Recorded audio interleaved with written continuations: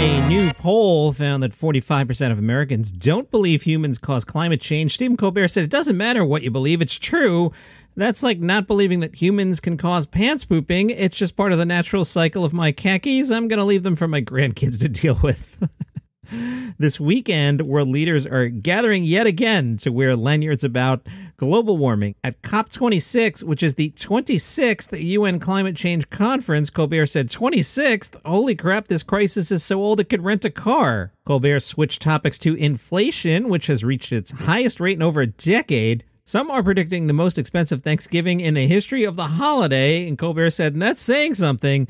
The first Thanksgiving cost Native Americans an entire continent. Great joke. Price increases will affect sweet potatoes, pie, the aluminum trays to hold turkeys, and even canned cranberry sauce as China limits steel production to reduce carbon emissions. What? You lied to us, Greta Thunberg? You told us fighting climate change would be hard, but you never told us the cost. A world without can-shaped towers of gelatinous red sugar plasma. Senate Democrats introduced a tax proposal targeting America's 700 richest people, billionaires. Fallon said, so that includes Elon Musk, Jeff Bezos, and Flo, the progressive insurance lady. It's tough for billionaires. If you'd like to sponsor one, you can make a difference for just $34 million a day. You know, cash is tight for billionaires when their flights in space have to lay over in Cleveland.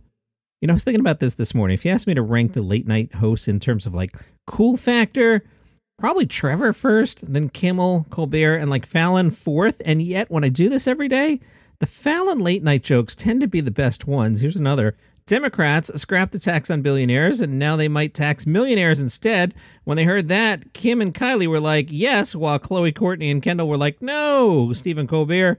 Senator Wyden wants to pay for the Biden agenda with something called the billionaire's income tax. Now the details are a little complex. Let me try to explain it. Billionaires, there's this thing called taxes, and you should pay any. The proposal only affects people with $1 billion in assets or those earning more than $100 million in income 3 years in a row. Okay, here's a simple way to see if it affects you. Take your spare super yacht to your third house that's on the private island shaped like your own head. Look in your garage. If there is not a spaceship in there, you're fine. Calling it a billionaire income tax was smart branding by the Democrats because Republicans are going to sound pretty out of touch if they oppose it, which they immediately did. Got some listening recommendations for you. I was checking out Inside Conan, that's a podcast, and their guest was Conan O'Brien. It was very entertaining, although I will say, so when I'm not doing this, my actual career is radio executive. One of the hosts laughing too much at their own jokes. And I knew sometimes I'll snicker here during the late night segment on the podcast, but this was just constant, like saying something and then laughing. I was taught many years ago by a nice man named Jay Clark. That's a no-no for radio hosts. Don't laugh at your own stuff. I also checked out the Late Show Pod, the Stephen Colbert podcast. That's just the audio from the TV show. It's just the audio from the TV show. I couldn't even get all the way through the monologue. Podcasting is not TV audio. I'm not mad that it exists, but it just wasn't for me. I bailed on that. It is Facebook Friday, where I ask you to help me grow the show. So if you could, share something on your Facebook page, maybe from the Daily Comedy News Facebook group. I've been posting some things about Bobcat Golthwait. We're going to talk about him today. Or if you want to share an episode, or if you just want to send a link and tell your friends that it's cool, I appreciate that. I'm loving this next story from the New York Times, your home for comedy news. BJ Novak's face, you know BJ Novak, Ryan from The Office. BJ Novak's face is on products worldwide. He's not sure why. An image of the actor has appeared on a mix of products from China to Uruguay.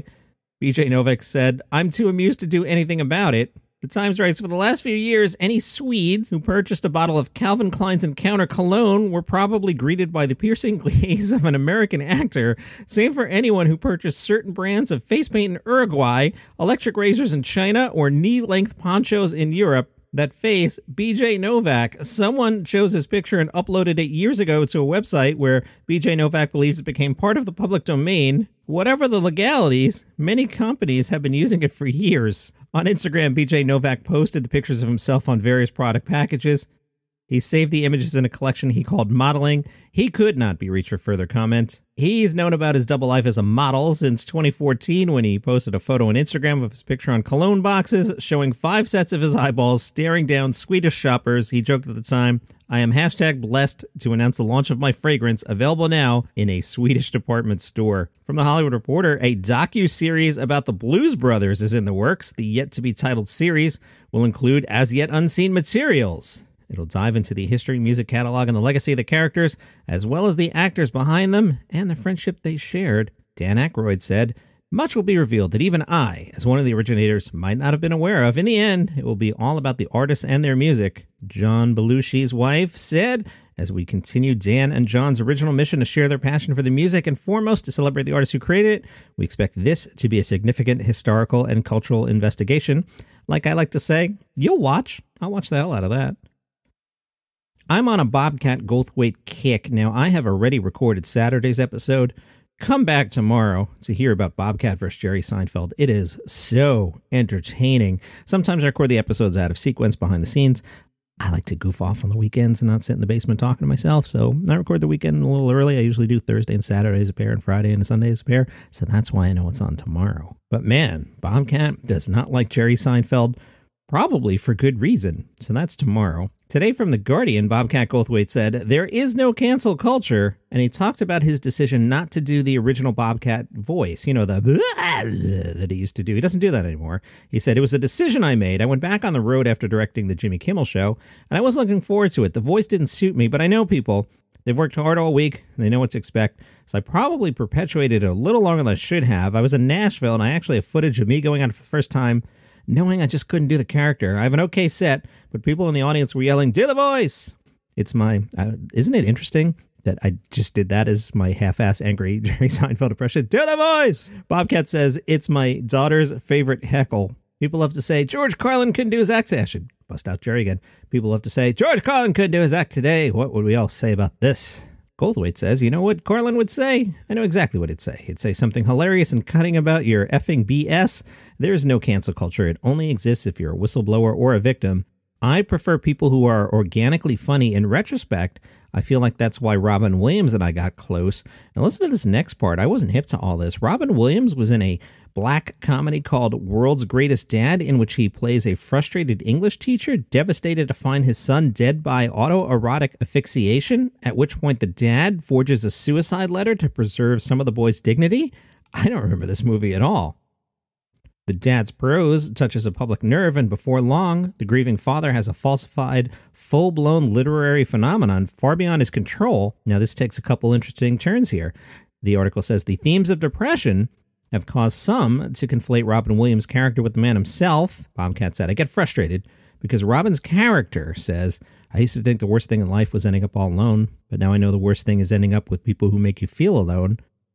Bobcat said, and then people on the internet confuse that with something Robin himself said, which couldn't be further from the truth. You'll see a stupid meme of him looking sad next to these words, and I'm like, hey, he didn't really say that. Now, that film, World's Greatest Dad, has apparently been the topic of conversation for similarities to the musical Dear Evan Hansen. When the musical about a teen faking a suicidal classmate's journal first gained traction, a friend notified Golthwait about the oddly specific resemblance between the two. I got a ticket and I go see it and I was like, this is fine.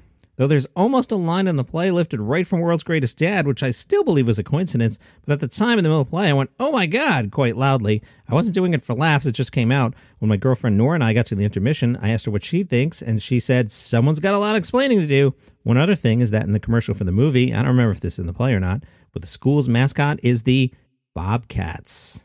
I have definitely wondered if there's someone out there messing with me. Bobcat's got a new documentary. It's called Joyride. We'll talk about that over the weekend, but it's out now if you want to watch it. Today's Daily Comedy News is brought to you by the new podcast, Where the Living Meet the Dead. Been telling you about this all week. Spooky stories. It's Halloween, man. Get down with it. Raconteur Robert Edgley tells ghost stories in one of our favorite ghoulish cities. It's Savannah, Georgia. This guy's got the best voice, man. Robert has curated tales that are a mixture of myths, murders, and suspense that takes your imagination winding down the cobblestone streets of one of the oldest and most curious of cities, Savannah. It's called Where the Living Meet the Dead. If you're not going to get into ghost stories this weekend, I don't know what to tell you. Where the Living Meet the Dead, available now wherever you get your podcasts. Hey, guess who we're going to talk about? That's right, Dave Chappelle. Every day, I'm trying not to talk about Chappelle all the time. It's why I do it in the second half of the podcast, because I don't want to swallow the podcast. But again, today, there's 3 articles I want to deal with. First, from the Hollywood Reporter, it's unclear what criticisms of the Chappelle special have done to shape opinions outside Hollywood. In a Hollywood Reporter poll conducted among 2,200 U.S. adults from October 19th through the 22nd, some 46% of the respondents said they had heard nothing at all about Netflix's defense of The Closer. Now, I have been going back and forth with a regular listener to the podcast in a private conversation, so I won't say who I was talking to, but that person knows who they are, and I'm not sure how many people are actually upset about Chappelle. And I'm not weighing in on right or wrong. I'm just looking at sheer numbers. Are people walking around going, Dave Chappelle has to be canceled? I don't think so. And I think even Dave himself is positioning himself like, oh, corporations won't touch me and nobody likes me anymore. And I'm not sure there's actually a thing here other than the media writing articles about it and me regurgitating the articles. I don't know, but I don't feel like my wife's not upstairs right now going, boy, I got to cancel Dave Chappelle. It was a comedy special. People watched it. It's been well discussed. We're now 3.5 weeks into it. But I'm not sure Dave Chappelle has actually been canceled, despite what even he might be saying. Caitlyn Jenner has spoken out in support of Dave Chappelle. Caitlyn tweeted, Dave Chappelle is 100% right. This isn't about the LGBTQ movement. It's about woke cancel culture run amok, trying to silence free speech. We must never yield or bow to those who wish us to stop from speaking our minds. And a long piece from the LA Times. Now, the byline goes to LZ Granderson. So I come with respect. I'm not sure if Granderson pronounces their name as LZ or Liz, but from LZ Granderson or Liz Granderson, again, I come in peace.